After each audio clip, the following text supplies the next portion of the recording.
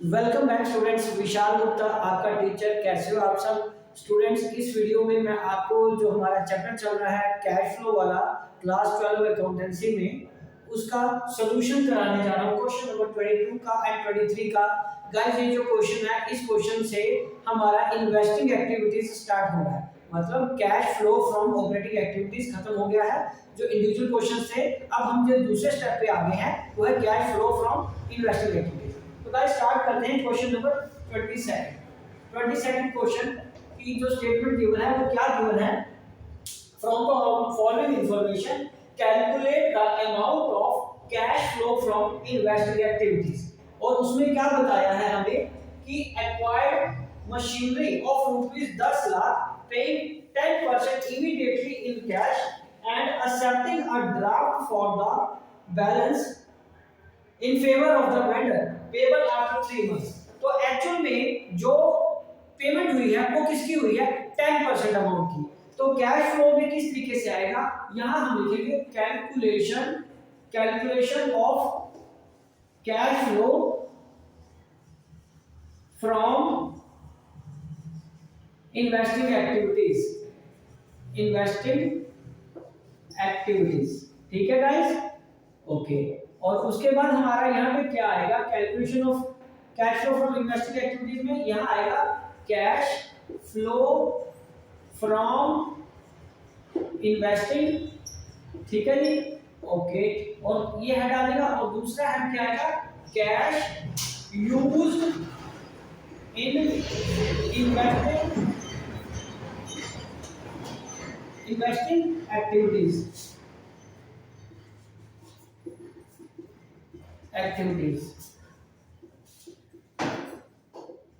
ठीक है गाइस, तो इसमें जो पेमेंट हुई है वो कितनी हुई है guys? 10% of the cost of the machinery. और वो कितनी है? 10 लाख का 10% कितना आ गया गाइस? हाँ जी, 1 लाख। तो यहां पे लिखेंगे payment made for machinery purchase. और वो कितनी है? -1 लाख में हम दिखाएंगे क्योंकि वो पेमेंट हुई है। और यहाँ पे और कोई इंफॉर्मेशन नहीं है। Cash flow from investing activities वो नील है।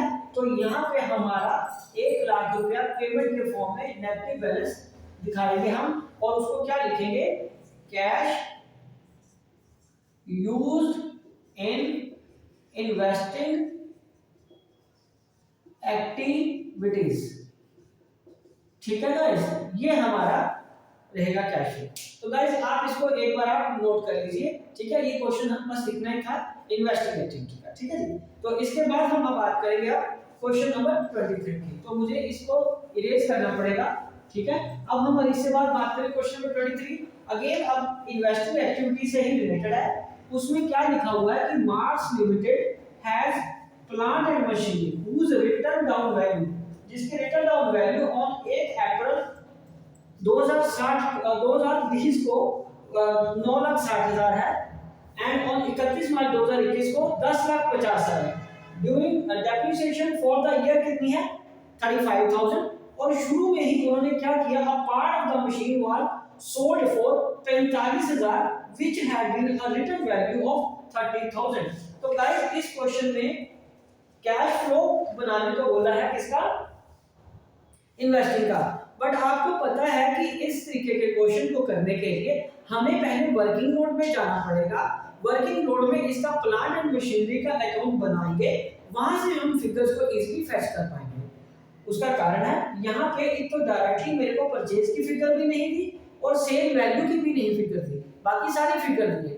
क्योंकि कैश फ्लो में हमें इनफ्लो ऑफ कैश और आउटफ्लो ऑफ कैश चाहिए और वो दोनों फिगर्स मिसिंग है। सेल के फॉर्म में पैसा आना था और परचेज के फॉर्म में पैसा जाना था, वो फिगर्स हमें ढूंढनी पड़ेगी। और वो गाइस वो फिगर्स कहां से मिलेंगी? वो हमें पहले वर्किंग नोट बनाना पड़ेगा प्लांट एंड मशीनरी अकाउंट का।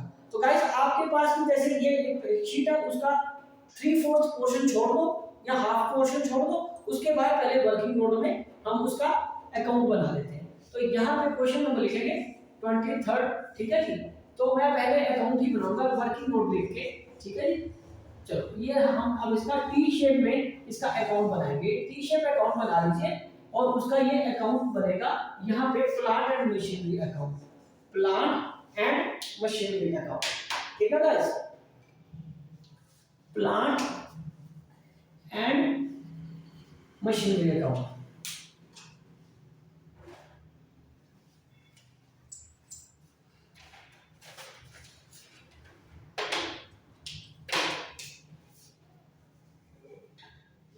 प्लांट एंड मशीनरी अकाउंट, और इसका गाइस बैलेंस कितना ओपनिंग है, टू बैलेंस ब्रॉट डाउन। ठीक है, और बैलेंस ब्रॉट डाउन कौन सा लेना है हमें, 1 अप्रैल 2020 वाला। ठीक है, और वो कितना है गाइस, 9,60,000। ठीक है जी, वो कितना है, 9,60,000, जिसको हम ओपनिंग बैलेंस बोलते हैं, ओपनिंग बैलेंस भी बोल सकते हैं इसको। ठीक है जी, ठीक है। उसके बाद आएगा बाय बैलेंस कैरी डाउन, तो ये हमारा 2021 वाला है, इसको क्या बोलेंगे, क्लोजिंग बैलेंस। और ये गाइस कितना आ गया, 10,50,000 का है। यस गाइस, ये है 10,50,000 का, राइट हो। अब उसके बाद वो क्या कह रहा है कि साल की डेप्रिसिएशन कितनी लगी, 35,000, तो यहाँ आएगा बाय डेप्रिसिएशन, बाय डेप्रिसिएशन करके कितना आ गया, 35,000 का। ठीक है जी, अब 35,000 की डेप्रिसिएशन आ गई। उसके बाद वो क्या कह रहा है, in the beginning of the year, मतलब साल के शुरू में ही, मतलब 1 अप्रैल 2020 को ही एक पार्ट बिका था प्लांट का 45,000 का। ठीक है, ये तो सेल वैल्यू मिल गई मेरे को ना, किसकी, जिसकी रिटर्न डाउन वैल्यू कितनी है, 30,000। चलो एक फिगर मिल गई हमें सेल की, ये आ गया बाय बैंक करके, ये आ गया सेल की फिगर, ये कितने की है, 45,000 की। उसकी रिटर्न डाउन वैल्यू कितनी थी, 30,000 की। तो 30,000 वाली चीज 45,000 में जब बिकेगी कोई एसेट, तो 15,000 का हमें फायदा होगा ना। तो यहाँ पे आ जाएगा to profit and loss account या statement of profit and loss account, statement of P and L account.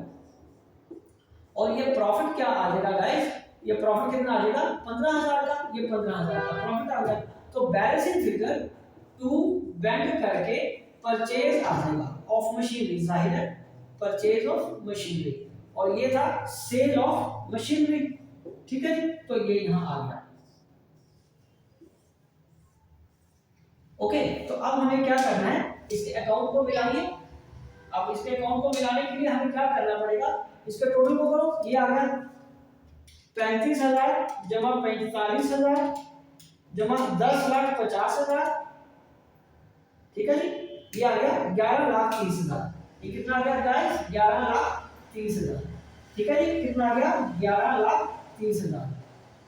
ठीक है, तो 11,30,000 में हमें कितना माइनस करना है, 9,60,000 और 15,000, ये आ जाएगा 1,55,000। ये कितना आ जाएगा गाइस, 1,55,000।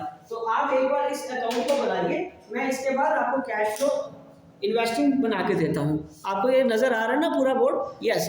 तो आप अकाउंट को कोई दिक्कत नहीं आएगी, अकाउंट बनाना आसान है गाइस। ये +1 में जो डेप्रिसिएशन अकाउंट में आपने अकाउंट बनाए थे ना, मशीनरी अकाउंट मतलब एसेट अकाउंट, ठीक है, ये उसी फॉर्मेट का ही आगे एक्सटेंशन है, उसी को ही हमने बनाया है, बिल्कुल वैसे ही है। ठीक है जी, तो चलिए 23 क्वेश्चन नंबर मैं लिखा रहने देता हूँ। आपको अगर इस अकाउंट को बनाने में दिक्कत आ गई है तो गाइस एक बार अपनी +1 वाली बुक खोल लीजिए, ओपन कर लीजिए, देख लीजिए, उसमें एक दो जो सिंपल डेप्रिसिएशन कैलकुलेट करके में एसेट बेचने वाले क्वेश्चंस हैं, उसको करके देखिए। ठीक है, फिर आपको याद आ जाएगा कि ये अकाउंट कैसे बनता है। हालांकि इस अकाउंट को बनाना कोई मुश्किल काम नहीं है, राइट गाइस। चलिए अब हम आगे बात करते हैं इसके कैलकुलेट करने के लिए cash flow from investing activities. ठीक है जी, तो मेन काम के लिए जिसमें मैंने आपको ऊपर पेज छुड़वाया था, अब वो ये करेंगे। यहां लिख लो calculation of cash flow from investing activities,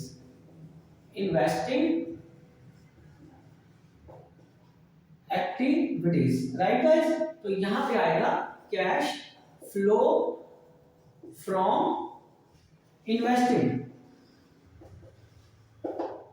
activities, right. और उसके बाद क्या आएगा, कैश यूज्ड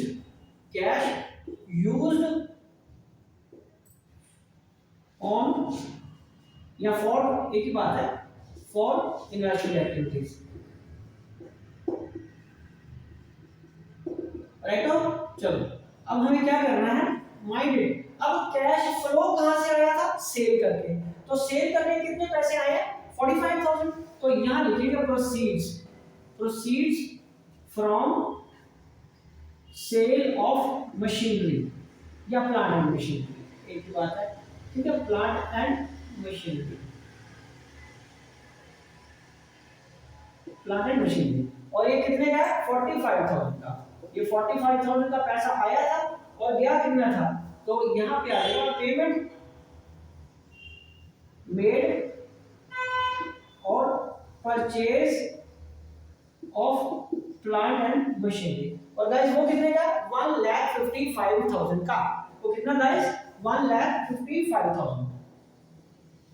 तो अल्टीमेटली ये माइनस की फिगर आएगी क्योंकि यूज हुआ था। तो इसमें से 45,000 माइनस करके कितना आ गया गाइस, 1,10,000। तो ये फिगर कितनी आ गई, 1,10,000। ठीक है गाइस, ये कितनी फिगर आ गई, 1,10,000 की। ठीक है बच्चे, तो आंसर देखिए 1,00,000, ठीक है, ये कैश यूज आ गया, 1,10,000 है ना आंसर, यस। तो ये आ गया cash used in investing activities, investing activities. Cash use का मतलब ही होता है कि पैसा आउटफ्लो हुआ है। तो एक बार इसको नोट कीजिए, ठीक है, क्वेश्चन को पूरा। गाइस इसको स्लो करके, पॉज करके आप अपना क्वेश्चन कंप्लीट कर सकते हैं। उसके बावजूद भी अगर आपको कोई डाउट रहता है तो आप अपनी क्वेरी मेरे को सेंड करिए कमेंट बॉक्स में, मैं उसका सूटेबल रिप्लाई जरूर दूंगा। ओके जी, डन।